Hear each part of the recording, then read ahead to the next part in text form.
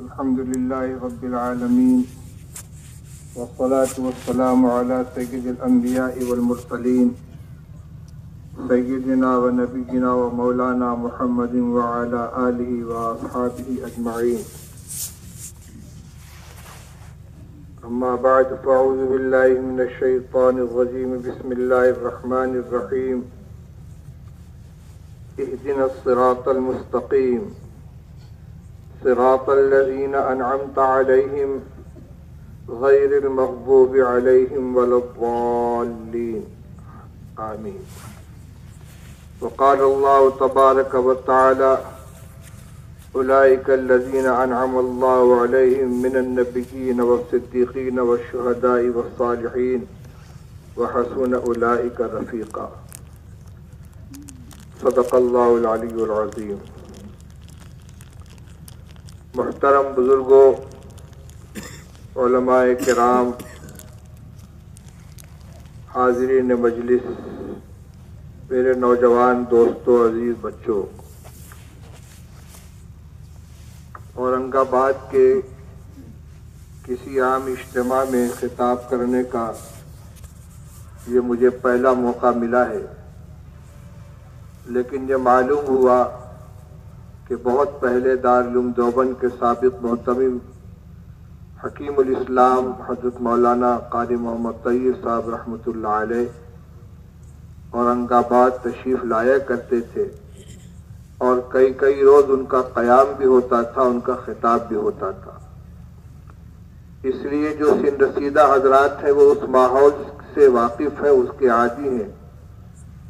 لیکن نئی نسل کے لیے دارالعلوم دیوبند، ان کے اساتذہ اور اس کے ذمہ داران سے تھوڑی دوری ہے، اور ان کے کان ان کے بیانات سے زیادہ آشنا نہیں ہے.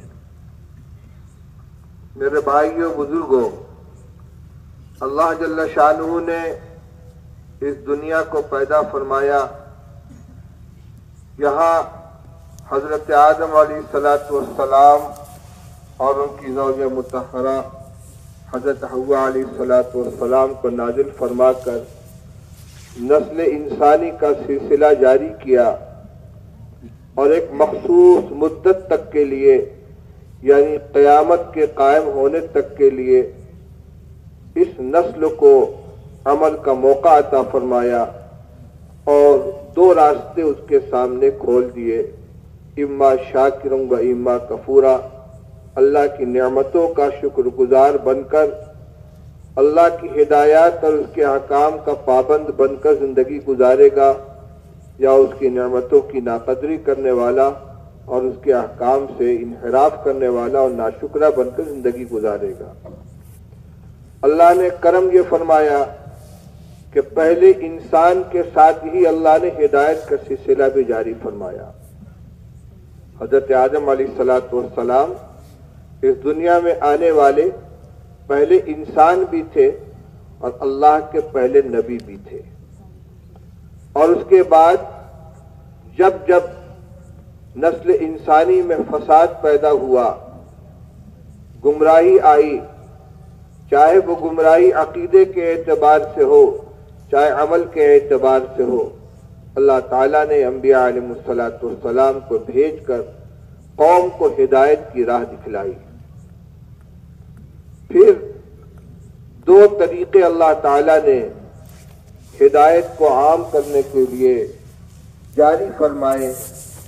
ایک اللہ کی طرف سے نازل ہونے والی کتابیں اور صحیفے، اور دوسرے ان پر عمل کرنے والے اور عملی نمونہ بن کر قوم کے سامنے آنے والے انبیاء علیہ السلام.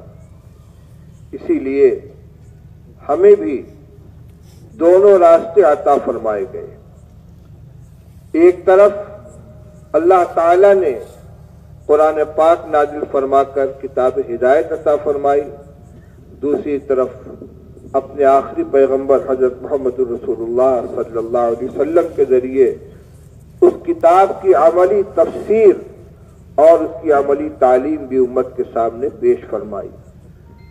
اللہ تعالیٰ نے رسول اللہ صلی اللہ علیہ وسلم کی بعثت کے مقاصد میں بیان فرمایا والذی بعث فی الامیین رسولا منہم یتلو علیہم آیاتہ ویزکیہم ویعلمہم الکتاب والحکمہ، کہ اللہ نے امیین کے اندر ایسے نبی کو مبعوث فرمایا کہ جو ان کو اللہ کی کتاب پڑھ کر سناتے ہیں اور ان کو کتاب کی تعلیم اور حکمت کی تعلیم دیتے ہیں۔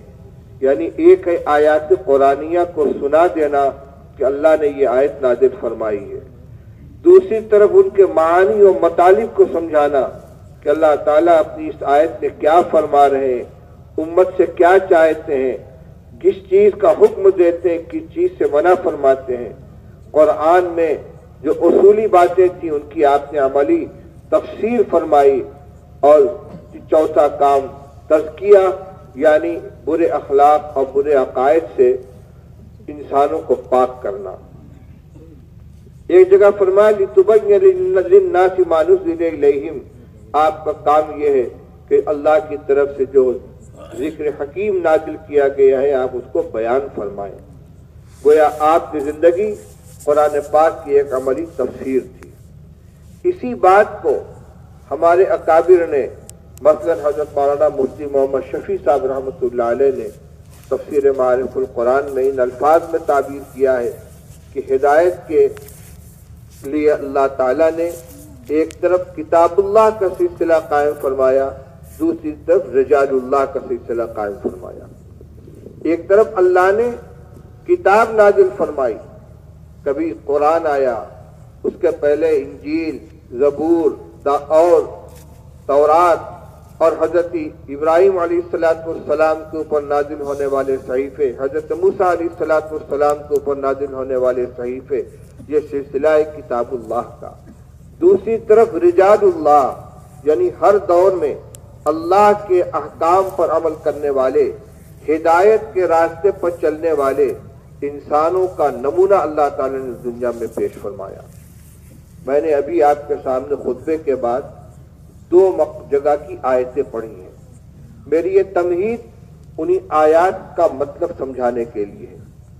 اللہ تعالیٰ نے سورہ فاتحہ میں، سورہ فاتحہ کے جو بہت سے نام ہیں ان میں ایک نام تعلیم المسئلہ بھی ہے، یعنی یہ سورت ہم کو یہ سکھلاتی ہے کہ اللہ تعالیٰ سے ہمیں کیا مانگنا چاہیے اور کیسے مانگنا چاہیے۔ قرآن پاک کی یہ سب سے پہلی سورت سورہ فاتحہ، اس کی 7 آیتیں ہیں۔ ابتدائی 3 آیات میں اللہ کی حمد و ثنا کا بیان ہے۔ الحمدللہ رب العالمین، تمام تعریف اللہ کے لیے جو سارے جہان کا پالنہار ہے۔ الرحمن الرحیم، بڑا مہربان ہے، نہایت رحم کرنے والا ہے۔ مالک یوم الدین، روز جزا کا مالک ہے۔ اور اس کے بعد فرمایا ایاک نعبد و ایاک نستعین، اے اللہ ہم تیری ہی، بندہ یوں کہتا ہے کہ اللہ ہم تیری ہی عبادت کرتے ہیں اور تجھ سے ہی مدد چاہتے ہیں۔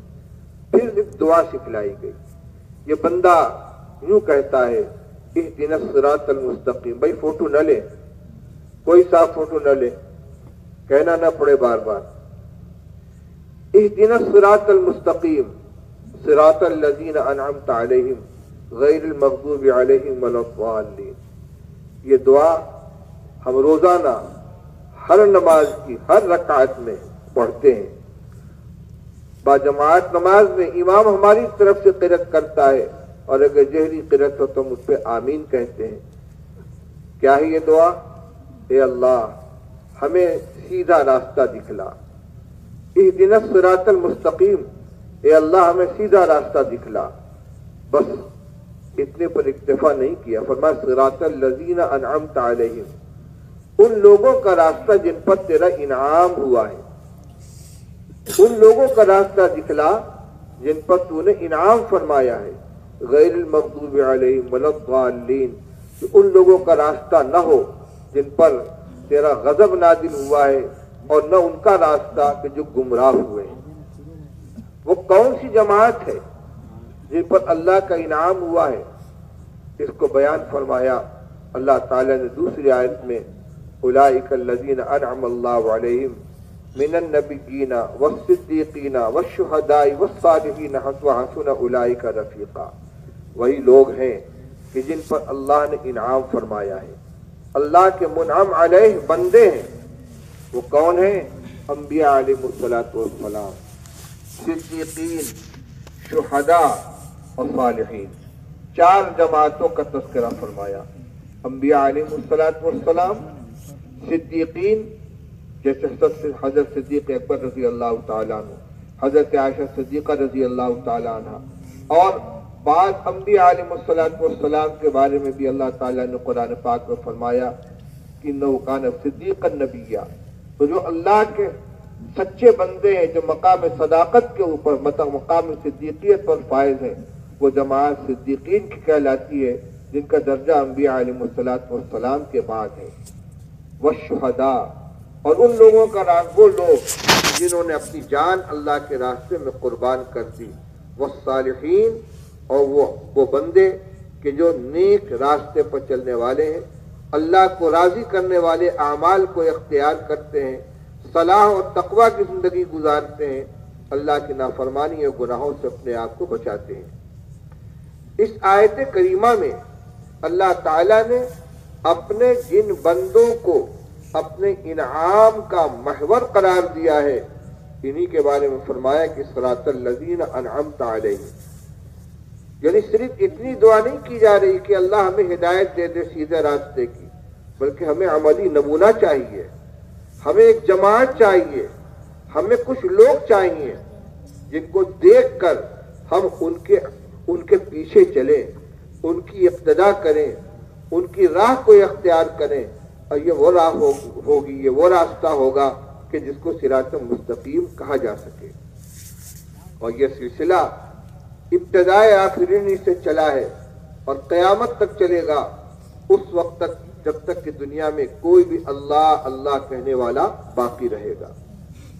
اللہ تعالیٰ کا یہ دستور ہے کہ ہر زمانے میں جب فساد آیا ہے تو اس نے اس فساد کی اصلاح کے لیے اپنے کچھ نیک بندوں کو کھڑا کیا۔ خاص طور سے اس امت میں حضرت نبی کریم صلی اللہ علیہ وسلم جو خاتم النبیین ہیں، جو آخری نبی ہیں، آپ نے فرمایا انا خاتم النبیین لا نبی بعدی، میرے بعد کوئی دوسرا نبی آنے والا نہیں ہے۔ تو یہ ہدایت کا سلسلہ اس شکل میں جاری کیا گیا کہ اللہ کے رسول صلی اللہ علیہ وسلم نے صحابہ کرام رضی اللہ تعالیٰ عنہم کو تیار کیا، اور صحابہ رضی اللہ تعالیٰ عنہم کو دیکھ کر تابعین کی جماعت تیار ہوئی، ان کی صحبت میں بیٹھ کر تبع تابعین کی جماعت تیار ہوئی، اور پھر متعدد روایات کے اندر یہ مضمون بیان کیا گیا ہے۔ ایک روایت ابھی آپ نے ہمارے دوست مفتی محمد محسن صاحب سے سنی کہ رسول اللہ صلی اللہ علیہ وسلم نے ارشاد فرمایا کہ لا یزال من امتی طائفۃ منصورین، قیامت تک ایک ایسی جماعت اللہ کی طرف سے باقی رکھی جائے گی جو حق کے اوپر قائم رہے گی، لا یذلہم من خذلہم، جو ان کا ساتھ نہیں دے گا وہ بھی ان کو کوئی نقصان نہیں پہنچا سکے گا۔ ایسے ہی اللہ کے رسول صلی اللہ علیہ وسلم نے ارشاد فرمایا کہ یاخذ ھذا العلم من کل خلف عدولہ ينفون عنه تأویل الجاہلین وانتحال المبطلین وتحریف الغالین، کہ اللہ تعالیٰ اللہ کی طرف سے جو علم آیا ہے، اس علم کو ہر زمانے میں بعد والے پہلے والوں سے حاصل کریں گے، اور ان علماء کا، ان اہل علم کا کام کیا ہوگا؟ ینفون عنہ تأویل الجاہلین، جاہل لوگ جو دین کے اندر غلط قسم کی تعویلیں کریں گے، الفاظ کے غلط مطلب بیان کریں گے، من مانی تفسیریں کریں گے، من مانی اجتہادات کریں گے، ان کا کام یہ ہوگا کہ ان کی نشاندہی کریں اور امت کو ان سے بچانے کی کوشش کریں۔ ینفون عنہ تأویل الجاہلین، تحریف الغالین، اور غلو کرنے والے، حد سے آگے بڑھنے والے جو تحریفات کریں گے، رد و بدل کریں گے، ان کو یہ ہٹائیں گے۔ انتحال المبطلین، باطل پرست لوگ جو نئی نئی باتیں گڑھ گڑھ کر بیان کریں گے، جن کے دین کے اندر کوئی اصل نہیں ہے ان کو یہ لوگ ختم کریں گے۔ ایسے ہی رسول اللہ صلی اللہ علیہ وسلم نے ارشاد فرمایا ان اللہ یبعث لہذه الامۃ علی راس کل 100 سنۃ من یجدد لها دینها، اللہ تعالیٰ اس امت کے اندر ہر 100 سال کے اوپر ایسے افراد کو پیدا فرماتے رہیں گے کہ جو اس دین کی تجدید کریں گے۔ تجدید کا مطلب یہ ہے کہ اس میں جو غلط باتیں شامل کر دی گئیں، ٹھوس دی گئی، ان کو نکال کے دین کے چہرے کو صاف ستھرا کریں گے۔ پہلے تجدید کا یہ سلسلہ اس طرح چلتا تھا، افراد ہوتے تھے، کچھ ان کے متبعین ہوتے تھے، کبھی یہ کام اللہ تعالیٰ افراد سے لیتے، کبھی جماعتوں سے لیتے۔ اس آخری دور میں اللہ جل شانہ نے اکابر علماء دیوبند کو اس دین کی تجدید کے لیے منتخب فرمایا۔ چنانچہ دین کے جتنے شعبے تھے، چاہے وہ علم تفسیر ہو، علم حدیث ہو، سلوک و احسان ہو، احکام ہو، عقائد ہو، نظریات ہو، معاشرت ہو، غیروں کے ساتھ اختلاط کی وجہ سے، دوسری تہذیبوں کے غلبے کی وجہ سے، جہالت اور بے دینی کی وجہ سے، دینداروں سے دوری کی وجہ سے جتنی خرابی آ گئی تھی، ہمارے ان اکابر نے ان سب کی نشاندہی کی اور ان کا ازالہ کیا۔ عقائد کے اندر جو خرابیاں مختلف جماعتوں کی طرف سے آئیں اور ان کو پھیلانے کی کوشش کی گئی، ہمارے اکابر علماء دیوبند نے الحمدللہ ان کا لوہا لیا۔ ابھی اس وقت جو مسئلہ چل رہا ہے آپ کے سامنے شکیلیت کا، اس سے پہلے قادیانیت کے نام پر ختم نبوت پر ڈاکہ ڈالنے کی کوشش کی گئی۔ اور ایک عجیب بات ہے، جب کوئی نیا فتنہ اٹھتا ہے تو بہت دن تک لوگ متردد رہتے ہیں، غور و فکر کرتے رہتے ہیں کہ اس کا مقابلہ کیا جائے یا نہیں، اس کی تردید کی جائے یا نہیں، اس کی بات کی غلط قرار دیا جائے کھلے طور پر یا نہیں۔ ابتداً قادیانی غلام احمد قادیانی نے بھی رفتہ ایک جینا چڑھتے ہوئے اور نئے دعوے اس نے کیے۔ بہت سے علماء حق اس کے بارے میں متردد تھے اس کو کافر قرار دینے کے سلسلے میں، لیکن علماء دیوبند نے سب سے پہلے کھل کر مقابلہ کیا، اور حضرت علامہ انور شاہ کشمیری رحمۃ اللہ علیہ جو دارالعلوم دیوبند کے صدر المدرسین اور شیخ الحدیث تھے، انہوں نے اپنے درس حدیث کو کے مسند کو چھوڑ کر بھاولپور میں ایک مقدمے کی پیروی کی۔ ایک مسلمان خاتون ایک قادیانی کی بیوی بنی، اس کا شوہر قادیانی ہو گیا، اس نے دعویٰ دائر کیا کہ یہ قادیانی ہو گیا ہے، مرزا غلام احمد قادیانی کو نبی مانتا ہے، یہ اسلام سے نکل گیا، میرا نکاح اس سے ختم کیا جائے۔ مقدمہ انگریز کا زمانہ تھا، عدالت کے اندر گیا، مسئلہ علمی تھا کہ قادیانی کے عقیدے کے باطل ہونے کو ثابت کیا جائے، اس کے کافر ہونے کو ثابت کیا جائے۔ حضرت علامہ انور شاہ کشمیری رحمۃ اللہ علیہ اپنے تلامذہ کی ٹیم لے کر گئے ہیں اور مسلسل بحث کی، اور الحمدللہ مقدمے کے اندر کامیابی ہوئی، اور آج وہ پوری کارروائی مقدمہ بھاولپور کی کتابی شکل کے اندر شائع ہو چکی ہے۔ اسی طریقے سے بدعت اور رسم رواج جو بڑے خوبصورت لبادے کے اندر مسلمانوں میں بڑی تیزی کے ساتھ پھیل رہی تھی، ہمارے اکابر علماء دیوبند نے حضرت مولانا اشرف علی صاحب تھانوی، حضرت مولانا رشید احمد گنگوہی، حضرت مولانا محمد قاسم صاحب نانوتوی، حضرت مولانا مرتضی حسن صاحب چاندپوری اور ان کے علاوہ بعد کے اکابر، ان حضرات نے بدعات کا مقابلہ کیا، کتابیں لکھی، مناظرے کیے، پمفلٹ شائع کیے، دو بدو گفتگو کی، یہاں تک کہ دودھ کا دودھ اور پانی کا پانی الگ الگ کر دیا۔ اسی طرح حضرات صحابہ کرام رضی اللہ تعالیٰ عنہ کی عظمت اور ان کے تقدس کو داغدار کرنے کی جب کوشش کی جانے لگی، امت کے عام افراد کی طرح ان کو بھی تنقید کا نشانہ بنایا جانے لگا۔ حضرت مولانا حسین احمد صاحب مدنی، حضرت مولانا محمد زکریا صاحب کاندھلوی، حضرت مولانا سید ابو الحسن علی میاں ندوی، جو ابتداً غلط فہمی کے شکار ہو گئے تھے لیکن بعد میں انہوں نے 3 اصطلاحات کے نام سے کتاب لکھی اور اس جماعت کے اندر شامل ہوئے۔ ان اکابر نے صحابہ کرام رضی اللہ تعالیٰ عنہ کے تقدس کی اور ان کی پاکیزگی اور اس مقام کو واضح کرنے کے لیے جو رسول اللہ صلی اللہ علیہ وسلم کے زبان مبارک سے اس پاکیزہ جماعت کو عطا کیا گیا تھا، میدان کے اندر آئے۔ اسی طرح حضرات صحابہ کرام رضی اللہ تعالیٰ عنہ کے بارے میں رافضیوں کی طرف سے ان کی شان میں جو گستاخیاں کی گئیں اور حضرات شیخین اور متعدد صحابہ کرام رضی اللہ تعالیٰ عنہ کے دامن تقدس کو داغدار کرنے کی کوشش کی گئی، حضرت مولانا عبدالشکور صاحب لکھنوی اور ان کا خانوادہ اور اس کے علاوہ اکابر علماء دیوبند نے اس کا لوہا لیا۔ مطلب یہ ہے کہ عقیدے کی لائن سے اور اعمال کی لائن سے، رسم و رواج کے لائن سے دین کے نام پر جس گمراہی کو بھی پھیلانے کی کوشش کی گئی، ہمارے اکابر نے اس کا لوہا لیا۔ گویا جو ذمہ داری دی گئی تھی اللہ کے رسول صلی اللہ علیہ وسلم کی طرف سے کہ ہر اس امت کے اندر ہر 100 سال کے اوپر ایسی جماعت پیدا ہوگی اور ایسے افراد پیدا ہوں گے کہ جو دین میں در آنے والی خرابیوں کو دور کریں گے، تو اس دور میں اللہ تعالیٰ نے یہ کام ایک فرد کے بجائے علماء دیوبند کی جماعت سے لیا ہے، اور یہ جماعت بحیثیت جماعت کے اس امت کی مجدد، اس دور کی مجدد کہی جا سکتی۔ بھائی فوٹو لینے سے منع کر رہا ہوں، کیمرہ چمک رہا ہے بار بار، بات سنتے کیوں نہیں؟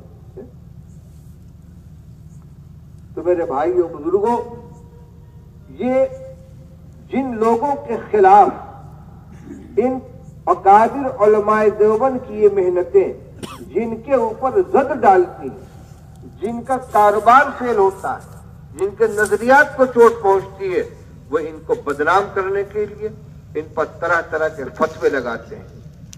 چنانچہ ایک جماعت آج بھی موجود ہے جو علماء دیوبند کو برملا کافر کہتی ہے، لیکن کیا ان کے کافر کہہ دینے کی بنا پر علماء حق کے قدم پیچھے ہٹ گئے؟ ان کی محنتوں کے اندر کوئی کمی آ گئی، یا انہوں نے اپنے نظریات بدل دیے، یا اپنی باتوں سے انہوں نے رجوع کر لیا؟ ایسا نہیں، بلکہ دین کی جو خدمت جس انداز سے وہ انجام دے رہے تھے اسی انداز سے وہ انجام دیتے چلے آ رہے ہیں۔ لوگ یہ سمجھتے ہیں کہ دیوبندی کوئی فرقہ ہے۔ میرے بھائیوں، یہ بہت بڑی غلط فہمی ہے، کوئی فرقہ نہیں ہے۔ اللہ تعالیٰ نے ارشاد فرمایا تھا وَكَذَلِكَ جَعَلْنَاكُمْ أُمَّةً وَسَطًا لِتَكُونُوا شُهَدَاءَ عَلَى النَّاسِ وَيَكُونَ الرَّسُولُ عَلَيْكُمْ شَهِيدًا۔ اسی طرح ہم نے تم کو ایک معتدل امت بنایا ہے، امت وسط بنایا ہے، اعتدال والی امت بنایا ہے، لِتَكُونُوا شُهَدَاءَ عَلَى النَّاسِ، تاکہ تم لوگوں کے حق میں گواہ بنو، وَيَكُونَ الرَّسُولُ عَلَيْكُمْ شَهِيدًا، اور رسول تمہارے حق میں گواہ بنے۔ وہ امت وسط، وہ اعتدال پر رہنے والی جماعت اللہ کے رسول صلی اللہ علیہ وسلم کے زمانے سے لے کر آج تک قائم ہے اور ہر دور کے اندر وہ باقی رہے گی۔ علماء دیوبند الحمدللہ اسی امت وسط کا سب سے اعلیٰ مصداق ہے۔ اس جماعت کا، اس کے اکابر کا سب سے بڑا تعارف یہ ہے کہ یہ ایک اعتدال پسند امت ہے۔ اعتدال کیا چیز ہے یہ بھی سمجھ لیجیے۔ اعتدال کا مطلب ہے افراط اور تفریط دونوں سے بچ کر بیچ کی راہ چلنا، اپنی بنائی ہوئی نہیں، ایک سیدھا راستہ امت صراط مستقیم، ایک ہے غلو افراط اور ایک ہے تفریط یعنی کمی۔ ان دونوں سے بچ کر اعتدال کا وہ سیدھا راستہ جو اللہ کے رسول صلی اللہ علیہ وسلم کے زمانے سے چلا ہے، اسی کے اوپر قائم رہنا اور اس میں آنے والی ہر خرابی کو دور کرنے کی کوشش کرنا، یہی امتیاز رہا ہے علماء اکابر دیوبند کا۔ انہوں نے کوئی نئی راہ نہیں نکالی ہے، بلکہ جو خرابیاں پیدا کرنے کی کوشش کی گئی ہیں ان خرابیوں کی نشاندہی کی ہے، ان کی اصلاح کی ہے اور امت کو ان خرابیوں سے نکالنے کی کوشش کی ہے۔ لوگوں نے ان کا نام رکھ دیا دیوبندی، کیونکہ دارالعلوم دیوبند نامی قصبے کے اندر آباد ہے۔ یہ کوئی مسلک نہیں ہے، ہر معقولیت پسند، ہر سنجیدہ، ہر قرآن و حدیث کا ماننے والا، سنجیدہ مزاج، صحیح عقیدے کا حامل وہ دیوبندی ہے۔ علامہ اقبال نے یہی تعریف کی تھی۔ تو میرے بھائی و بزرگوں، میں آپ کو چند مثالوں کے ذریعے سمجھاتا ہوں۔ ہمارے بزرگ حضرت مولانا قاری محمد سید صاحب رحمۃ اللہ علیہ، سابق محتمم دارالعلوم دیوبند کی ایک مستقل کتاب ہے اس کے اوپر، علماء دیوبند کا مسلکی مزاج، جس میں انہوں نے اس کی پوری تشریح کی ہے۔ اگر موقع ملے تو اس کا مطالعہ کیجیے اور اس کو دیکھیے۔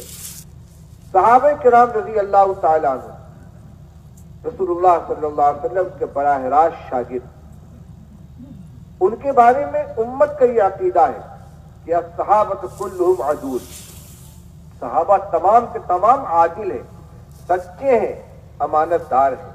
کیوں؟ اللہ کے رسول صلی اللہ علیہ وسلم نے دین ان کے حوالے کیا ہے، قیامت تک کے لیے ان کو دین کا امین بنایا۔ آپ نے حجۃ الوداع کے موقع پر صحابہ کرام رضی اللہ تعالیٰ عنہ کو مخاطب کر کے سوال فرمایا، الا هل بلغت، اے لوگوں کیا میں نے تم تک دین پہنچا دیا؟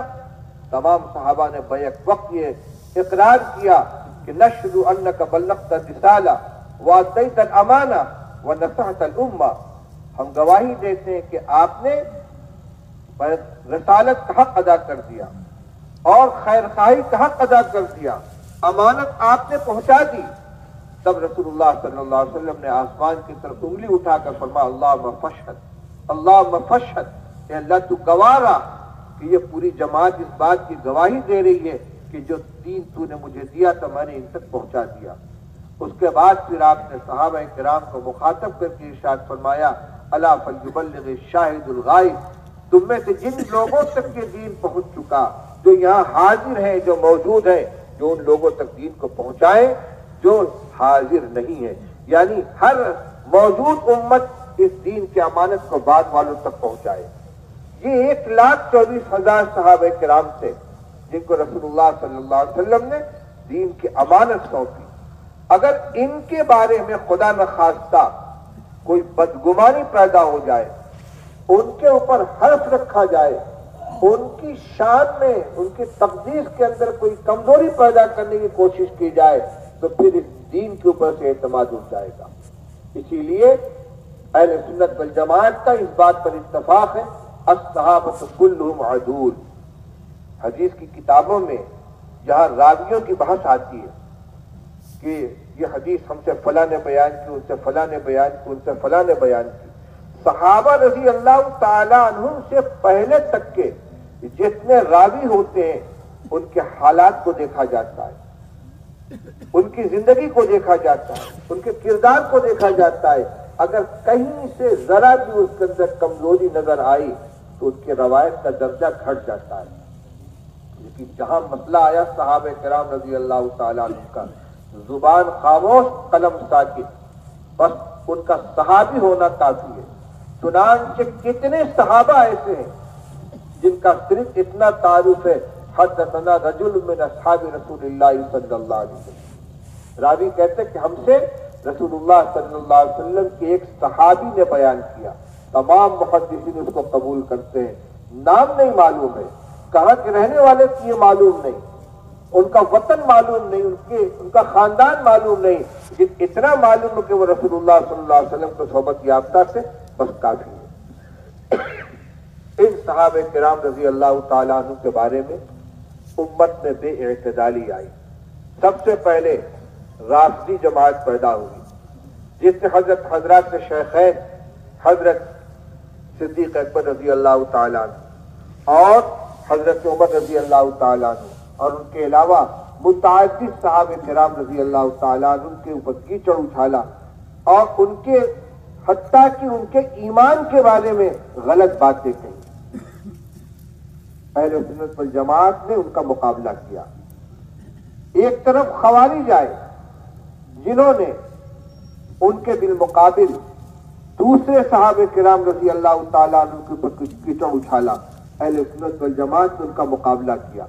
یہاں اعتدال سے ہٹنے والے خوارج کہلائے اور روافض کہلائے، اہل سنت والجماعت اپنی جگہ پر قائم رہے. یہ تھا اعتدال کا راستہ. اس کے بعد اور آگے آئیے. بعد کے زمانے میں حضرات ائمہ مجتہدین جن کو اللہ تعالیٰ نے اس دین کی خدمت کے لیے قبول فرمایا اور انہوں نے قرآن سے، حدیث سے، اصول سے مسائل مستنبط کر کے فقہ کا ایک ذخیرہ تیار کیا. ہر دور کے اندر بڑے بڑے محدثین اور علماء نے ان پر اعتماد کیا اور ہر بڑا سے بڑا عالم 4 ائمہ میں سے کسی نہ کسی کا پابند بنا. امام شافعی، امام مالک، امام محمد بن حنبل، امام ابو حنیفہ. ان کے ماننے والے حنبلی، شافعی، مالکی اور حنفی کہلائے. ایک جماعت تیار ہوئی جس نے ان صحابہ کرام، ان ائمہ مجتہدین کے مقام و منصب کا انکار کر دیا. اہل حق اپنے علم و تحقیق کے اعلیٰ ترین معیار پر رہتے ہوئے اتنے اونچے مقام پر کہ اگر یہ دور اجتہاد ہوتا تو ان میں کا ہر ایک مجتہد کہلاتا، لیکن انہوں نے وہی سلامتی کا راستہ اختیار کیا کہ نہیں، ہم ان ائمہ مجتہدین کے دامن سے اپنے آپ کو وابستہ رکھیں گے. یہ اعتدال کا راستہ. اسی طرح اولیاء کرام جن کو اللہ تعالیٰ نے اپنے نعمت، اپنے احسان و سلوک اور اپنی معرفت کی دولت سے نوازا. اللہ کے ساتھ ان کا تعلق عبادت کا اور معرفت کا انتہائی قوی، جن کے ذریعے ہمیشہ ہر دور کے اندر ہدایت پھیلی ہے. اس ملک میں حضرت خواجہ معین الدین چشتی اجمیری رحمۃ اللہ علیہ، ان کے ذریعے ایمان کی ہوائیں چلیے، لاکھوں لوگ اسلام کے دائرے کے اندر داخل ہوئے. یہاں بھی وہی دیکھیے، ایک طرف وہ جماعت ہے کہ جو ان کی شان میں گستاخیاں کرتی ہے، ان کا نام بدتمیزی کے ساتھ لیتی ہے، اور ایک طرف وہ جماعت ہے کہ جس نے ان کو خدائی اختیارات دے دیے. علماء دیوبند نے بیچ کا راستہ اختیار کیا کہ یہ اللہ کے مقبول بندے ہیں، لیکن بہرحال انسان ہیں، شریعت کے پابند ہیں. یہ نہ خدائی اختیارات کے مالک ہیں، نہ ان کے سامنے اپنی حاجتیں پیش کی جا سکتی ہیں، نہ ان کے ساتھ وہ معاملہ کیا جا سکتا ہے کہ جو اللہ کے ساتھ معاملہ کیا جاتا ہے. نہ ان سے مرادیں مانگی جائیں گی، نہ ان کے ساتھ، نہ ان کی چادریں چڑھائی جائیں گی، نہ نظریں مانی جائیں گی. یہ جو غلو تھا اس سے بھی روکا. اور دوسری طرف ان بزرگوں کی شان میں گستاخیاں کرنے والے اور ان کے ساتھ بے ادبی کرنے والوں سے بھی اپنے دامن کو پاک رکھا. ان اکابر علماء کا یہی کام ہے کہ ہر دور کے اندر جو بھی خرابی پیدا ہو اس کی نشاندہی کرے. اسی طرح قرآن پاک کی تفسیر، آیات کی تفسیر، احادیث کی تفسیر، صحابہ کرام رضی اللہ تعالیٰ عنہ ان کے واقعات اور ان کی سیرت سے استنباطات، ان کے اندر بھی اگر کوئی شخص غلطی کرتا ہے، رائے حق سے ہٹتا ہے، تو ہمارے اکابر علماء دیوبند کی یہ ذمہ داری ہے. وہ یہ نہیں دیکھتے کہ یہ کرنے والا کون ہے، ہماری جماعت کا فرد ہے یا کہیں اور کا ہے، کسی دوسری جماعت سے تعلق رکھتا ہے. اگر غلطی کرتا ہے تو اس کی غلطی کی نشاندہی کرنا یہ ان کا فرض منصبی ہے. اگر یہ نہیں کریں گے تو کون کرے گا؟ اب اگر کسی کو یہ بات ناپسند ہے وہ جانے، اس کا کام جانے، لیکن کسی کے پسند یا ناپسند کے اوپر علماء اور اہل حق اپنے فیصلے کا مدار نہیں رکھا کرتے.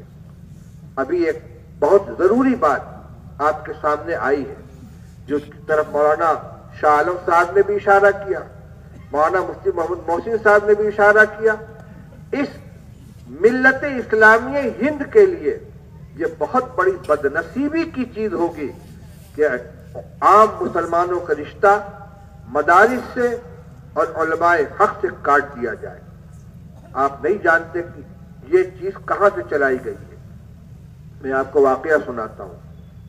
حضرت مولانا سید اسد صاحب مدنی رحمت اللہ علیہ ایک مرتبہ بیان فرما رہے تھے کہ میرا برطانیہ جانا ہوا. وہاں کون ہے چشتی صاحب جو علی گڑھ کے اندر تھے، نام مجھے اس وقت ذہن سے نکل گیا، ان کے صاحبزادے وہاں پروفیسر ہیں. فرمانے کہ فجر کی نماز کے بعد وہ چائے کے لیے مجھے اپنے ساتھ لے گئے گفتگو ہونے لگی تو انہوں نے ایک عجیب و غریب بات بتلائی. انہوں نے کہا یہاں پر ایک بہت بڑے پیمانے پر مفکرین اور دانشوروں کا اجتماع ہوا اس مسئلے پر غور کرنے کے لیے کہ اس وقت پوری دنیا کے اندر سب سے زیادہ بنیاد پرست کون لوگ ہیں، سب سے زیادہ فنڈامنٹلسٹ، سب سے زیادہ بنیاد پرست کون لوگ ہیں. مختلف جماعتوں کا نام لیا گیا، لیکن بعد میں اخیر میں اس بات پر آ کر وہ لوگ اڑے کہ بر صغیر ہندوستان، پاکستان، بنگلہ دیش کے مسلمان یہ سب سے زیادہ بنیاد پرست ہیں. دنیا کہیں کی کہیں پہنچ گئی لیکن یہ اپنے مذہب، اپنے دین سے جڑے ہوئے ہیں، اپنی شکل صورت کے اعتبار سے، اپنے عقیدوں کے اعتبار سے، اپنی تہذیب کے اعتبار سے اپنے مذہب سے جڑے ہوئے اس کو چھوڑنے کے لیے تیار نہیں. سب سے زیادہ بنیاد پرستی کا مطلب یہی ہوا کہ بنیاد سے جڑے ہوئے ہیں. اور یہ چیز جو حقیقت میں باعث فخر ہے یہ ان کے نزدیک ایک عیب ہے. چنانچہ بنیاد پرستی کو تہمت کے طور پر، الزام کے طور پر وہ لوگ ذکر کرتے ہیں. پھر اس پر غور ہوا کہ آخر اس قوم کے اندر ہندوستانی، پاکستانی، بنگلہ دیشی یعنی غیر منقسم ہندوستان بر صغیر کے مسلمانوں کے اندر یہ چیز کہاں سے آئی؟ آپ چلے جائیے عرب کے ملکوں میں، چلے جائیے مصر سے جائیے، شام جائیے، الجزائر چلے جائیے، اور جو حضرات حج کرنے کے لیے جاتے ہیں مکہ مکرمہ، مدینہ طیبہ میں حاضر ہوتے ہیں، وہاں سے حجاج کی جماعتیں آتی ہیں، ان کی شکل دیکھیے، شاید سینکڑوں میں کسی کے چہرے پر داڑھی نظر آتی ہو، ننگے سر جبہ پہنے ہوئے، شکل سے پہچانا نہیں جا سکتا ان کے چہرے پر داڑھی کا نام و نشان نہیں ہے. لیکن الحمدللہ اس بر صغیر میں سر کے اوپر ٹوپی، اسلامی لباس اور شرعی داڑھی، شرعی نہ صحیح لیکن داڑھی ہوتی ہے، نماز کی پابندی ہوتی ہے، اپنے قول سے فعل سے مسلمان نظر آتے ہیں. تو ان کی نظر میں اس بیماری کی بنیاد کیا ہے کہ یہ اپنی جگہ سے کیوں نہیں ٹلتے؟ تو سمجھ میں آیا کہ اس کی بنیادی وجہ دو ہیں. ایک تو یہ کہ یہاں چپے چپے پہ مدارس قائم ہیں، اور دوسرے وہاں کے عوام علماء سے جڑے ہوئے. تو باقاعدہ یہ تجویز طے ہوئی کہ اس کے لیے پیسہ خرچ کیا جائے، ڈالر کا منہ کھول دیا جائے کہ اس قوم کا رشتہ ان کے مدرسوں سے اور ان کے علماء سے کاٹا جائے. چنانچہ آپ نے دیکھا کہ ایک وقت آیا دہشت گردی کی اصطلاح ایجاد کی گئی. اس کے پہلے دہشت گردی کی اصطلاح نہیں تھی. پھر اس دہشت گردی کا مرکز مدارس اسلامیہ کو قرار دیا گیا. الزام میڈیا میں، اخبارات میں، بیانات میں پورے زور و شور کے ساتھ کہ یہ لوگ دہشت گرد ہیں، اور جھوٹے جھوٹے قصے گڑھ کر، جھوٹے جھوٹے حادثے لا کر ان کے اوپر اس الزام کو ثابت کرنے کی کوشش کی گئی. وقت آیا کہ ہندوستان کے میڈیا نے اس کو اپنا عنوان بنایا اور بے تحاشا یہ الزامات لگائے جانے لگے. فروری 2008 میں دارالعلوم دیوبند میں دہشت گردی مخالف کانفرنس منعقد ہوئی، حضرت مولانا مرغوب الرحمان صاحب رحمۃ اللہ علیہ کے زمانے اہتمام میں، اور پوری قوت کے ساتھ اس مسئلے کو واضح کیا گیا کہ یہ لگایا ہوا الزام جھوٹا ہے، اس کی کوئی بنیاد نہیں ہے. ہمارے یہ مدارس کے طلباء، یہ علماء، ان کا دہشت گردی سے کوئی تعلق نہیں ہے. آہستہ آہستہ اس کے اوپر بندش لگی. لیکن یہ کام کہ عوام اور علماء کے درمیان دوری پیدا کی جائے، اس کے لیے مختلف حربے استعمال کیے جا رہے تھے اور آج بھی کیے جا رہے ہیں.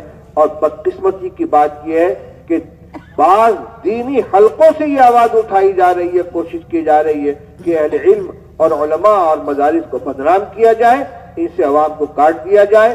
اس لیے میرے بھائیوں، آپ کی، آپ کے نسلوں کی، آئندہ آنے والے تمام انسانوں، تمام مسلمان بچوں کی دینی اور تہذیبی حفاظت کا صرف اور صرف ایک راستہ ہے کہ مدارس دینیہ سے، علماء حق سے اپنے آپ کو جوڑ کر رکھیں. اگر اصل سے کٹیں گے تو پھر اس کے بعد ضمانت کا کوئی راستہ نہیں ہے. میں نے یہ چند منتشر باتیں آپ کے سامنے عرض کی ہیں، اور اس کے ذریعے سے میں نے اپنے پیش رووں کی بات کی تائید کی ہے. آج جو فتنہ شکیلیت یہاں پھیلا ہوا ہے، جن لوگوں نے گھس کر ان کے طریقہ کار کا جائزہ لیا ہے تو یہی بات سامنے آئی ہے کہ ان کے جو مبلغ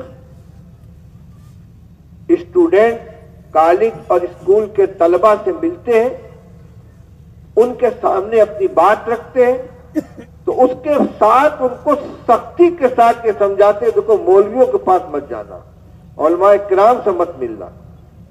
اول تو یہ ابتدا سے ہی دینی تعلیم سے محروم ہے، ان کی تعلیم ہی کالج اسکول کی ہے، یا وہ حضرات کہ جو دینی جماعت سے تبلیغی جماعت سے وابستہ ہے، عوام میں سے ہیں، اللہ نے ان کو ہدایت دی، ان کا مزاج بدلا، انہوں نے وقت لگایا اور کسی عالم سے نہیں سیکھا دین کو، کسی مدرسے میں باقاعدہ انہوں نے دین کی تعلیم حاصل نہیں کی، وہ عقائد سے واقف نہیں ہے لیکن دین کا جذبہ ہے، ان کے اندر گھس کر کام کرنا شروع کیا، نہ ان کا تعلق علماء سے نہ ان کا تعلق علماء سے، اور بہت آسانی کے ساتھ ان کو اپنا لقمہ بنا لیا۔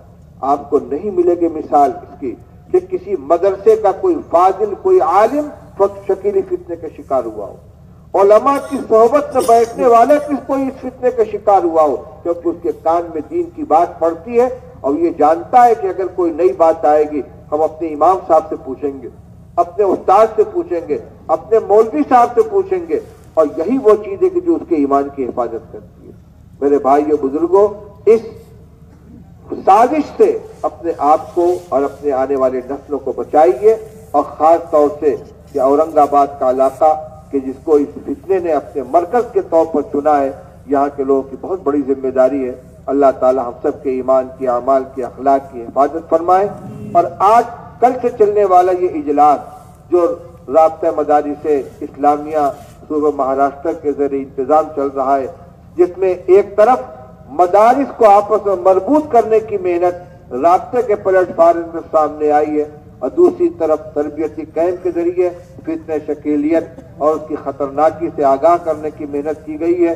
اس سلسلے میں لوگوں کو ٹریننگ دی گئی ہے۔ اللہ کرے یہ محنت مقابر کی اور علماء کی برابر ہو، اور ایک نئی امنگ کے ساتھ علماء بھی، اہل مدارس بھی، اور مجلس تحفظ ختم نبوت شہر اورنگ آباد کے ممبران اور کارکنان اور تمام لوگ یہ عزم کر کے کھڑے ہو کہ ہم آقا نامدار صلی اللہ علیہ وسلم کے اس مبارک دین کو داغدار نہیں ہونے دیں گے، اور اپنے شہر کے اوپر لگنے والی اس داغ کو ہم مٹائیں گے کہ اس کو ہم کسی باطل جماعت کا اور غلط عقیدے کا مرکز نہیں بننے دیں گے۔ اللہ تعالی ہم سب کو عمل کرنے کی توفیق عطا فرمائے۔ وآخر دعوانا الحمدللہ رب العالمین۔